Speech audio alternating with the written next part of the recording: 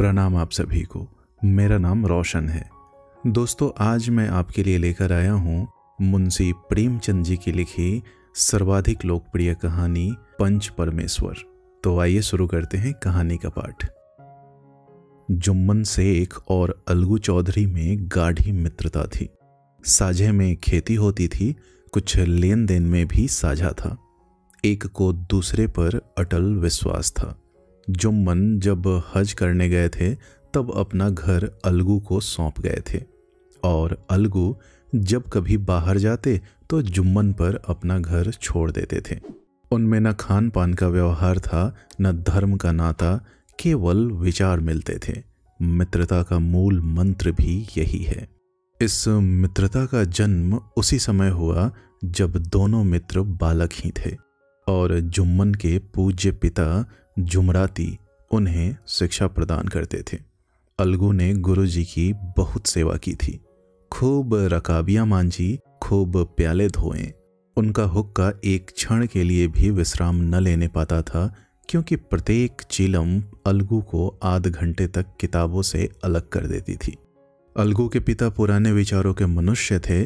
उन्हें शिक्षा की अपेक्षा गुरु की सेवा शुश्रूषा पर अधिक विश्वास था। वह कहते थे कि विद्या पढ़ने से नहीं आती, जो कुछ होता है गुरु के आशीर्वाद से। बस गुरु जी की कृपा दृष्टि चाहिए। अतएव यदि अलगू पर जुमराती शेख के आशीर्वाद अथवा सत्संग का कुछ फल न हुआ तो यह मानकर संतोष कर लेगा कि विद्योपार्जन में उसने यथाशक्ति कोई बात उठा नहीं रखी। विद्या उसके भाग्य में न थी तो कैसे आती। मगर जुमराती शेख स्वयं आशीर्वाद के कायल न थे। उन्हें अपने सोटे पर अधिक भरोसा था, और उसी सोटे के प्रताप से आज आसपास के गांवों में जुम्मन की पूजा होती थी। उनके लिखे हुए रेहननामे या बैनामे पर कचहरी का मुहर्रिर भी कलम न उठा सकता था। हल्के का डाकिया, कांस्टेबल और तहसील का चपरासी सब उनकी कृपा की आकांक्षा रखते थे। अतएव अलगू का मान उनके धन के कारण था, तो जुम्मन शेख अपनी अनमोल विद्या से ही सबके आदर पात्र बने थे। जुम्मन शेख की एक बूढ़ी खाला अर्थात मौसी थी। उसके पास कुछ थोड़ी सी मिल्कियत थी, परंतु उसके निकट संबंधियों में कोई न था। जुम्मन ने लंबे चौड़े वादे करके वह मिल्कियत अपने नाम लिखवा ली थी। जब तक दान पात्र की रजिस्ट्री न हुई थी तब तक खाला जान का खूब आदर सत्कार किया गया। उन्हें खूब स्वादिष्ट पदार्थ खिलाए गए।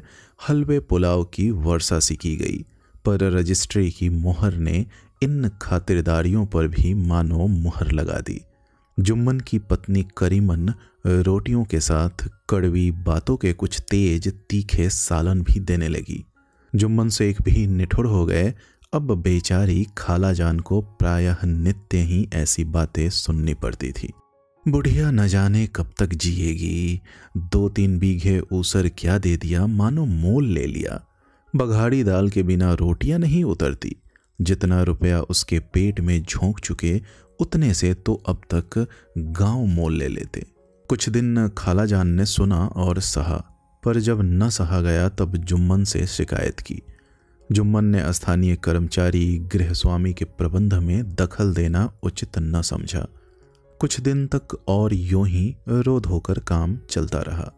अंत में एक दिन खाला ने जुम्मन से कहा, बेटा, तुम्हारे साथ मेरा निर्वाह न होगा। तुम मुझे रुपए दे दिया करो, मैं अपना पका खा लूंगी। जुम्मन ने धृष्टता के साथ उत्तर दिया, रुपए क्या यहाँ फलते हैं? खाला ने नम्रता से कहा, मुझे कुछ रूखा सूखा चाहिए भी कि नहीं? जुम्मन ने गंभीर स्वर से जवाब दिया, तो कोई यह थोड़े ही समझा था कि तुम मौत से लड़कर आई हो। खाला बिगड़ गईं। उन्होंने पंचायत करने की धमकी दी। जुम्मन हंसे, जिस तरह कोई शिकारी हिरन को जाल की तरफ जाते देखकर मन ही मन हंसता है। वह बोले, हाँ, जरूर पंचायत करो, फैसला हो जाएगा। मुझे भी यह दिन रात की खटखट पसंद नहीं। पंचायत में किसकी जीत होगी इस विषय में जुम्मन को कुछ भी संदेह न था। आसपास के गांवों में ऐसा कौन था जो उसके अनुग्रहों का ऋणी न हो।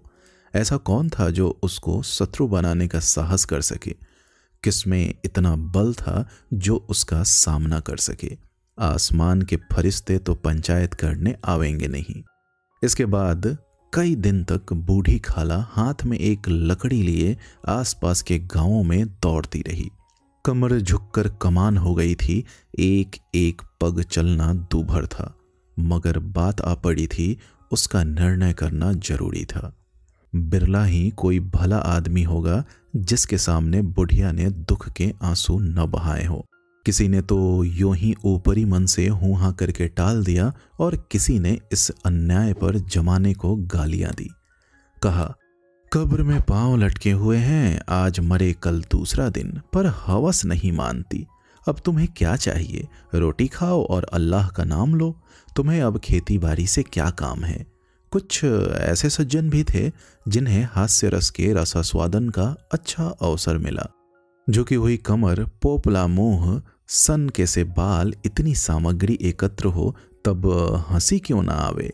ऐसे न्याय प्रिय, दयालु, दीन वत्सल पुरुष बहुत कम थे जिन्होंने उस अबला के दुखड़े को गौर से सुना हो और उसको सांत्वना दी हो। चारों ओर से घूम घाम कर बेचारी अलगू चौधरी के पास आई, लाठी पटक दी और दम लेकर बोली, बेटा तुम भी दम भर के लिए मेरी पंचायत में चले आना। अलगू बोला, मुझे बुलाकर क्या करोगी? कई गांव के आदमी तो आवेंगे ही। खाला बोली, अपनी विपद तो सबके आगे रो आई, अब आने न आने का अख्तियार उनको है। अलगू बोला, यूं आने को आ जाऊंगा मगर पंचायत में मुंह न खोलूंगा। खाला बोली, क्यों बेटा? अलगू बोला, अब इसका क्या जवाब दूं? अपनी खुशी, जुम्मन मेरा पुराना मित्र है, उससे बिगाड़ नहीं कर सकता। खाला बोली, बेटा क्या बिगाड़ के डर से ईमान की बात न कहोगे? हमारे सोए हुए धर्म ज्ञान की सारी संपत्ति लुट जाए तो उसे खबर नहीं होती, परंतु ललकार सुनकर वह सचेत हो जाता है, फिर उसे कोई जीत नहीं सकता। अलगू इस सवाल का कोई उत्तर न दे सका, पर उसके हृदय में ये शब्द गूंज रहे थे, क्या बिगाड़ के डर से ईमान की बात न कहोगे? संध्या समय एक पेड़ के नीचे पंचायत बैठी। शेख जुम्मन ने पहले ही से फर्श बिछा रखा था। उन्होंने पान, इलायची, हुक्के, तंबाकू आदि का प्रबंध भी किया था। हाँ, वह स्वयं अलबत्ता अलगू चौधरी के साथ जरा दूर पर बैठे हुए थे। जब वह पंचायत में कोई आ जाता था तब दबे हुए सलाम से उसका स्वागत करते थे। जब सूर्य अस्त हो गया और चिड़ियों की कलरव युक्त पंचायत पैरों पर बैठी तब यहाँ भी पंचायत शुरू हुई। फर्श की एक एक अंगुल जमीन भर गई, पर अधिकांश दर्शक ही थे। निमंत्रित महाशयों में से केवल वे ही लोग पधारे थे जिन्होंने जुम्मन से अपनी कुछ कसर निकालनी थी। एक कोने में आग सुलग रही थी। नाई ताबड़तोड़ चिलम भर रहा था। यह निर्णय करना असंभव था कि सुलगते हुए उपलों से अधिक धुआं निकलता था या चिलम के दमों से। लड़के इधर उधर दौड़ रहे थे, कोई आपस में गाली गलौज करते और कोई रोते थे। चारों तरफ कोलाहल मच रहा था। गांव के कुत्ते इस जमाव को भोज समझकर झुंड के झुंड जमा हो गए थे। 5 लोग बैठ गए तो बूढ़ी खाला ने उनसे विनती की, पंचो, आज 3 साल हुए मैंने अपनी सारी जायदाद अपने भांजे जुम्मन के नाम लिख दी थी। इसे आप लोग जानते ही होंगे। जुम्मन ने मुझे ताहयात अर्थात सारी उम्र रोटी कपड़ा देना कबूल किया। साल भर तो मैंने इसके साथ रोद होकर काटा, पर अब रात दिन का रोना नहीं सहा जाता। मुझे न पेट की रोटी मिलती है और न तन का कपड़ा। बेकस बेवा हूँ, कचहरी दरबार नहीं कर सकती, तुम्हारे सिवा और किसको अपना दुख सुनाओ। तुम लोग जो राह निकाल दो उसी राह पर चलूं। अगर मुझ में कोई ऐब देखो तो मेरे मुंह पर थप्पड़ मारो। जुम्मन में बुराई देखो तो उसे समझाओ क्यों एक बेकस की आह लेता है। मैं पंचों का हुक्म सिर माथे पर चढ़ाऊंगी। रामधन मिश्र, जिनके कई असामियों को जुम्मन ने अपने गांव में बसा लिया था, बोले, जुम्मन मियाँ, किसे पंच बदते हो? अभी से इसका निपटारा कर लो, फिर जो कुछ पंच कहेंगे वही मानना पड़ेगा। जुम्मन को इस समय सदस्यों में विशेषकर वे ही लोग दिख पड़े जिनसे किसी न किसी कारण उनका वैमनस्य था। जुम्मन बोले, पंचों का हुक्म अल्लाह का हुक्म है, खाला जान जिसे चाहे उसे बदे, मुझे कोई उज्र नहीं। खाला ने चिल्ला कर कहा, अरे अल्लाह के बंदे, पंचों का नाम क्यों नहीं बता देता, कुछ मुझे भी तो मालूम हो। जुम्मन ने क्रोध से कहा, अब इस वक्त मेरा मुंह न खुलवाओ, तुम्हारी बन पड़ी है, जिसे चाहो पंच बदो। खाला जान जुम्मन के आक्षेप को समझ गई। वह बोली, बेटा खुदा से डरो, पंच न किसी के दोस्त होते हैं न किसी के दुश्मन। कैसी बात कहते हो, और तुम्हारा किसी पर विश्वास न हो तो जाने दो, अलगू चौधरी को तो मानते हो, लो मैं उन्हीं को सरपंच बदती हूं। जुम्मन से एक आनंद से फूल उठे, परंतु भावों को छिपाकर बोले, अलगू ही सही, मेरे लिए जैसे रामधन वैसे अलगू। अलगू इस झमेले में फंसना नहीं चाहते थे। वे कन्नी काटने लगे। बोले, खाला तुम जानती हो कि मेरी जुम्मन से गाढ़ी दोस्ती है। खाला ने गंभीर स्वर में कहा, बेटा दोस्ती के लिए कोई अपना ईमान नहीं बेचता, पंच के दिल में खुदा बसता है। पंचों के मुंह से जो बात निकलती है वह खुदा की तरफ से निकलती है। अलगू चौधरी सरपंच हुए। रामधन मिश्र और जुम्मन के दूसरे विरोधियों ने बुढ़िया को मन में बहुत कोसा। अलगू चौधरी बोले, शेख जुम्मन, हम और तुम पुराने दोस्त हैं, जब काम पड़ा तुमने हमारी मदद की है और हम भी जो कुछ बन पड़ा तुम्हारी सेवा करते रहे हैं, मगर इस समय तुम और बूढ़ी खाला दोनों हमारी निगाह में बराबर हो। तुमको पंचों से जो कुछ अर्ज करनी है करो। जुम्मन को पूरा विश्वास था कि अब बाजी मेरी है। अलगू यह सब दिखावे की बातें कर रहा है, अतएव शांत चित्त होकर बोले, पंचों 3 साल हुए खाला जान ने अपनी जायदाद मेरे नाम हिब्बा कर दी थी। मैंने उन्हें ताहयात खाना कपड़ा देना कबूल किया था। खुदा गवाह है, आज तक मैंने खाला जान को कोई तकलीफ नहीं दी है। मैं उन्हें अपनी माँ के समान समझता हूँ, उनकी खिदमत करना मेरा फर्ज है, मगर औरतों में जरा अनबन रहती है, उसमें मेरा क्या बस है। खाला जान मुझसे माहवार खर्च अलग मांगती हैं, जायदाद जितनी है वह पंचों से छिपी नहीं, उससे इतना मुनाफा नहीं होता कि माहवार खर्च दे सकूं। इसके अलावा हिब्बा नामे में माहवार खर्च का कोई जिक्र नहीं तो मैं भूलकर भी इस झमेले में न पड़ता। बस मुझे यही कहना है, आइंदा पंचों का अख्तियार है, जो फैसला चाहे करे। अलगू चौधरी को हमेशा कचहरी से काम पड़ता था, अतएव वह पूरा कानूनी आदमी था। उसने जुम्मन से जिरह शुरू की। एक एक प्रश्न जुम्मन के हृदय पर हथौड़े की चोट की तरह पड़ता था। रामधन मिश्र इन प्रश्नों पर मुग्ध हुए जाते थे। जुम्मन चकित थे कि अलगू को क्या हो गया। कभी यह अलगू मेरे साथ बैठा हुआ कैसी कैसी बातें कर रहा था, इतनी ही देर में ऐसी काया पलट हो गई कि मेरी जड़ खोदने पर तुला हुआ है। न मालूम कब की कसर यह निकाल रहा है। क्या इतने दिनों की दोस्ती कुछ भी काम ना आवेगी? जुम्मन शेख तो इसी संकल्प विकल्प में पड़े हुए थे कि इतने में अलगू ने फैसला सुनाया।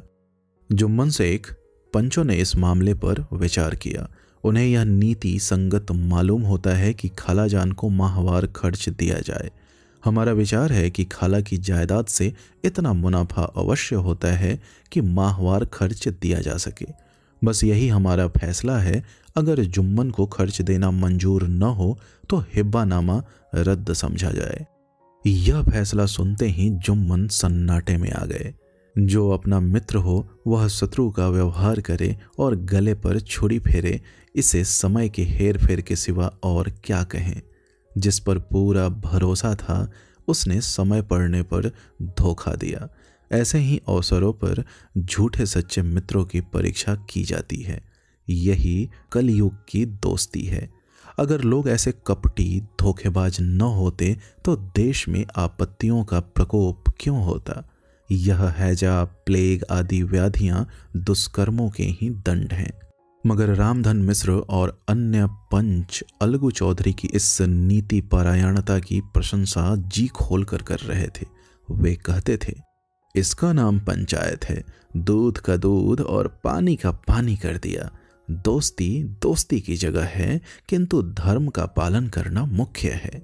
ऐसे ही सत्यवादियों के बल पर पृथ्वी ठहरी है, नहीं तो वह कब की रसातल को चली जाती। इस फैसले ने अलगू और जुम्मन की दोस्ती की जड़ हिला दी। अब वे साथ साथ बातें करते नहीं दिखाई देते। इतना पुराना मित्रता रूपी वृक्ष सत्य का एक झोंका भी न सह सका। सचमुच वह बालू की ही जमीन पर खड़ा था। उनमें अब शिष्टाचार का अधिक व्यवहार होने लगा। एक दूसरे की आवभगत ज्यादा करने लगे। वे मिलते जुलते थे, मगर उसी तरह जैसे तलवार से ढाल मिलती है। जुम्मन के चित्त में मित्र की कुटिलता आठों पहर खटका करती थी। उसे हर घड़ी यही चिंता रहती थी कि किसी तरह बदला लेने का अवसर मिले। अच्छे कामों की सिद्धि में बड़ी देर लगती है, पर बुरे कामों की सिद्धि में यह बात नहीं होती। जुम्मन को भी बदला लेने का अवसर जल्द ही मिल गया। पिछले साल अलगू चौधरी बटेसर से बैलों की एक बहुत अच्छी गोई मोल लाए थे। बैल पछाही जाति के सुंदर बड़े बड़े सींगों वाले थे। महीनों तक आसपास के गांव के लोग दर्शन करते रहे। दैवयोग से जुम्मन की पंचायत के 1 महीने के बाद इस जोड़ी का एक बैल मर गया। जुम्मन ने दोस्तों से कहा, यह दगाबाजी की सजा है। इंसान सब्र भले ही कर जाए, पर खुदा नेक बद सब देखता है। अलगू को संदेह हुआ कि जुम्मन ने बैल को विष दिला दिया है। चौधराइन ने भी जुम्मन पर ही इस दुर्घटना का दोषारोपण किया। उसने कहा, जुम्मन ने कुछ कर करा दिया है। चौधराइन और करीमन में इस विषय पर एक दिन खूब ही वाद विवाद हुआ। दोनों देवियों ने शब्द बाहुल्य की नदी बहा दी। व्यंग, वक्रोक्ति, अन्योक्ति और उपमा आदि अलंकारों में बातें हुई। जुम्मन ने किसी तरह शांति स्थापित की। उन्होंने अपनी पत्नी को डांट डपट कर समझा दिया। वह उसे उस रणभूमि से हटा भी ले गए। उधर अलगू चौधरी ने समझाने बुझाने का काम अपने तर्कपूर्ण सोटे से लिया। अब अकेला बैल किस काम का? उसका जोड़ बहुत ढूंढा गया, पर न मिला। निदान यह सलाह ठहरी, इसे बेच डालना चाहिए। गांव में एक समझू साहू थे। वह इक्का गाड़ी हाँकते थे। गांव के गुड़ घी लाद कर मंडी ले जाते, मंडी से तेल नमक भर लाते और गांव में बेचते। इस बैल पर उनका मन लहराया। उन्होंने सोचा, यह बैल हाथ लगे तो दिन भर में बेखटके 3 खेप हो। आजकल तो एक ही खेप में लाले पड़े रहते हैं। बैल देखा, गाड़ी में दौड़ाया, बाल भौड़ी की पहचान कराई, मोल तोल किया और उसे लाकर द्वार पर बांध ही दिया। 1 महीने में दाम चुकाने का वादा ठहरा। चौधरी को भी गरज थी ही, घाटे की परवाह न की। समझू साहू ने नया बैल पाया तो लगे उसे रगेदने। वह दिन में 3-3 4-4 खेप करने लगे। न चारे की फिक्र थी, न पानी की, बस खेपों से काम था। मंडी ले गए, वहां कुछ सूखा भूसा सामने डाल दिया। बेचारा जानवर अभी दम भी न लेने पाया था कि फिर जोत दिया। अलगू चौधरी के घर था तो चैन की वंसी बजती थी। बैलराम छठे छमाहे कभी बहली में जोते जाते थे। खूब उछलते कूदते और कोसों तक दौड़ते चले जाते थे। वहां बैलराम का रातिब था, साफ पानी, दली हुई अरहर की दाल और भूसे के साथ खली। और यही नहीं, कभी कभी घी का स्वाद भी चखने को मिल जाता था। शाम सवेरे एक आदमी खरहरे करता, पोंछता और सहलाता था। कहाँ वह सुख चैन, कहाँ यह 8 पहर की खपत। महीने भर ही में वह पिस सा गया।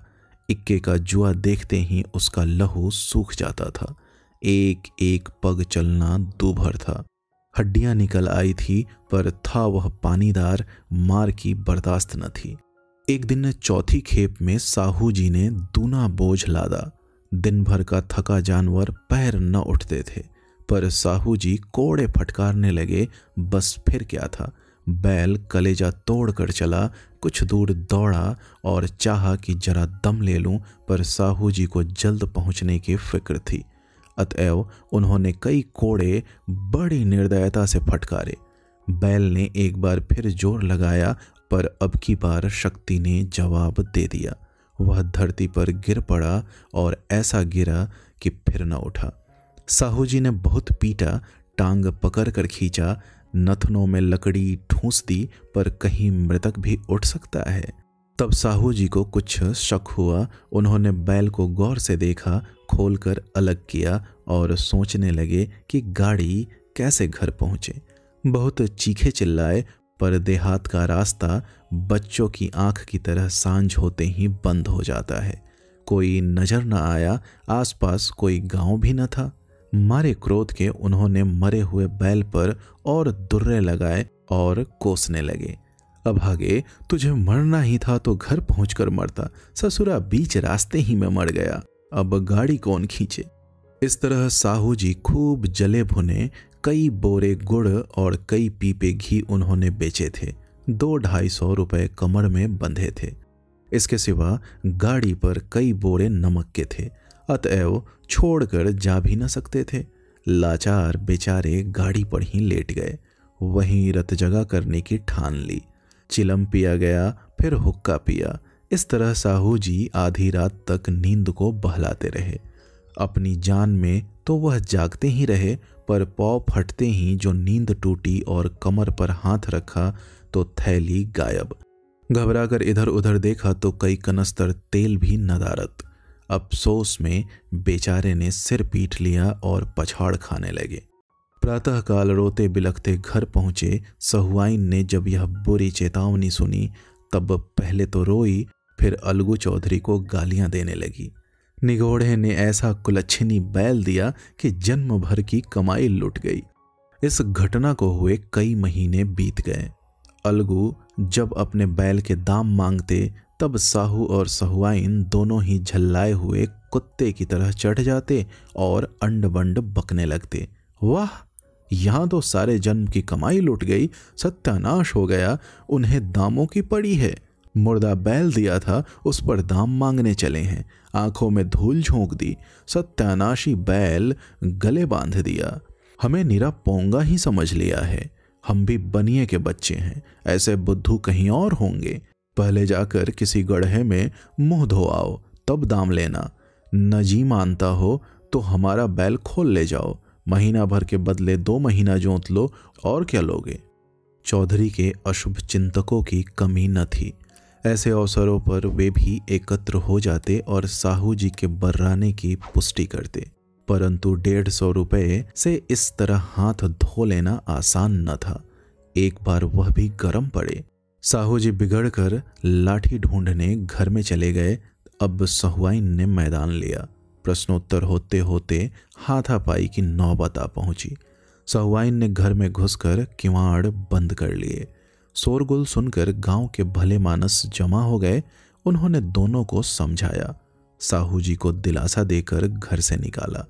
वह परामर्श देने लगे कि इस तरह से काम न चलेगा, पंचायत कर लो, जो कुछ तय हो जाए उसे स्वीकार कर लो। साहू जी राजी हो गए। अलगू ने भी हामी भर ली। पंचायत की तैयारियां होने लगी। दोनों पक्षों ने अपने अपने दल बनाने शुरू किए। इसके बाद तीसरे दिन उसी वृक्ष के नीचे पंचायत बैठी। वही संध्या का समय था। खेतों में कौवे पंचायत कर रहे थे। विवादग्रस्त विषय था यह कि मटर की फलियों पर उनका कोई स्वत्व है या नहीं, और जब तक यह प्रश्न हल न हो जाए तब तक वे रखवाले की पुकार पर अपनी अप्रसन्नता प्रकट करना आवश्यक समझते थे। पेड़ की डालियों पर बैठी शूक मंडली में यह प्रश्न छिरा हुआ था कि मनुष्यों को उन्हें बेमुरौवत कहने का क्या अधिकार है, जब उन्हें स्वयं अपने मित्रों से दगा करने में भी संकोच नहीं होता। पंचायत बैठ गई तो रामधन मिश्र ने कहा, अब देरी क्या है, पंचों का चुनाव हो जाना चाहिए। बोलो चौधरी, किस किस को पंच बदते हो। अलगू ने दीन भाव से कहा, समझू साहू ही चुन लें। समझू खड़े हुए और कड़क कर बोले, मेरी ओर से जुम्मन शेख। जुम्मन का नाम सुनते ही अलगू चौधरी का कलेजा धक धक करने लगा, मानो किसी ने अचानक थप्पड़ मार दिया हो। रामधन अलगू के मित्र थे, वह बात को ताड़ गए। पूछा, क्यों चौधरी, तुम्हें कोई उज्र तो नहीं? चौधरी ने निराश होकर कहा, मुझे क्या उज्र होगा? अपने उत्तरदायित्व का ज्ञान बहुधा हमारे संकुचित व्यवहारों का सुधारक होता है। जब हम राह भूलकर भटकने लगते हैं तब यही ज्ञान हमारा विश्वसनीय पथ प्रदर्शक बन जाता है। पत्र संपादक अपनी शांति कुटी में बैठा हुआ कितनी धृष्टता और स्वतंत्रता के साथ अपनी प्रबल लेखनी से मंत्रिमंडल पर आक्रमण करता है, परंतु ऐसे अवसर आते हैं जब वह स्वयं मंत्रिमंडल में सम्मिलित हो जाता है। मंडल के भवन में पग धरते ही उसकी लेखनी कितनी मर्मज्ञ, कितनी विचारशील, कितनी न्यायपरायण हो जाती है। इसका कारण उत्तरदायित्व का ज्ञान है। नवयुवक युवावस्था में कितना उदंड रहता है, माता पिता उसकी ओर से कितने चिंतित रहते हैं। वे उसे कुल कलंक समझते हैं, परंतु थोड़े ही समय में परिवार का बोझ सिर पर पड़ते ही वह अव्यवस्थित चित्त उन्मत्त युवक कितना धैर्यशील, कैसा शांतचित्त हो जाता है। यह भी उत्तरदायित्व के ज्ञान का फल है। जुम्मन शेख के मन में भी सरपंच का उच्च स्थान ग्रहण करते ही अपनी जिम्मेदारी का भाव पैदा हुआ। उसने सोचा, मैं इस वक्त न्याय और धर्म के सर्वोच्च आसन पर बैठा हूँ। मेरे मुंह से इस समय जो कुछ निकलेगा वह देववाणी के सदृश है, और देववाणी में मेरे मनोविकारों का कदापि समावेश न होना चाहिए। मुझे सत्य से जौ भर भी टलना उचित नहीं। पंचों ने दोनों पक्षों से सवाल जवाब करने शुरू किए। बहुत देर तक दोनों दल अपने अपने पक्ष का समर्थन करते रहे। इस विषय में तो सब सहमत थे कि समझू को बैल का मूल्य देना चाहिए, परंतु दो महाशय इस कारण रियायत करना चाहते थे कि बैल के मर जाने से समझू को हानि हुई। इसके प्रतिकूल दो सभ्य मूल के अतिरिक्त समझू को दंड भी देना चाहते थे, जिससे फिर किसी को पशुओं के साथ ऐसी निर्दयता करने का साहस न हो। अंत में जुम्मन ने फैसला सुनाया, अलगू चौधरी और समझू साहू, पंचों ने तुम्हारे मामले पर अच्छी तरह विचार किया। समझू को उचित है कि बैल का पूरा दाम दे। जिस वक्त उन्होंने बैल लिया उसे कोई बीमारी न थी। अगर उसी समय दाम दे दिए जाते तो आज समझू उसे फेर लेने का आग्रह न करते। बैल की मृत्यु केवल इस कारण हुई है कि उससे बड़ा कठिन परिश्रम लिया गया और उसके दाने चारे का कोई अच्छा प्रबंध न किया गया। रामधन मिश्र बोले, समझू ने बैल को जानबूझकर मारा है, अतएव उससे दंड लेना चाहिए। जुम्मन बोले, यह दूसरा सवाल है, हमको इससे कोई मतलब नहीं। झगड़ू साहू ने कहा, समझू के साथ कुछ रियायत होनी चाहिए। जुम्मन बोले, यह अलगू चौधरी की इच्छा पर निर्भर है, यह रियायत करे तो उनकी भलमनसी। अलगू चौधरी फूले न समाये, उठ खड़े हुए और जोर से बोले, पंच परमेश्वर की जय। इसके साथ ही चारों ओर से प्रतिध्वनि हुई, पंच परमेश्वर की जय। प्रत्येक मनुष्य जुम्मन की नीति को सराहता था। इसे कहते हैं न्याय। यह मनुष्य का काम नहीं, पंच में परमेश्वर वास करते हैं, यह उन्हीं की महिमा है। पंच के सामने खोटे को कौन खड़ा कर सकता है। थोड़ी देर बाद जुम्मन अलगू के पास आए और उनके गले लिपट कर बोले, भैया, जब से तुमने मेरी पंचायत की तब से मैं तुम्हारा प्राणघातक शत्रु बन गया था, पर आज मुझे ज्ञात हुआ कि पंच के पद पर बैठकर न कोई किसी का दोस्त होता है न दुश्मन। न्याय के सिवा उसे और कुछ नहीं सूझता। आज मुझे विश्वास हो गया कि पंच की जबान से खुदा बोलता है। अलगू रोने लगे। इस पानी से दोनों के दिलों का मैल धुल गया। मित्रता की मुरझाई हुई लता फिर हरी हो गई। दोस्तों, उम्मीद करता हूँ यह कहानी आपको पसंद आई होगी। ऐसे ही ढेरों कहानियाँ सुनने के लिए आप हमारे चैनल से जुड़े रहें। बहुत बहुत धन्यवाद।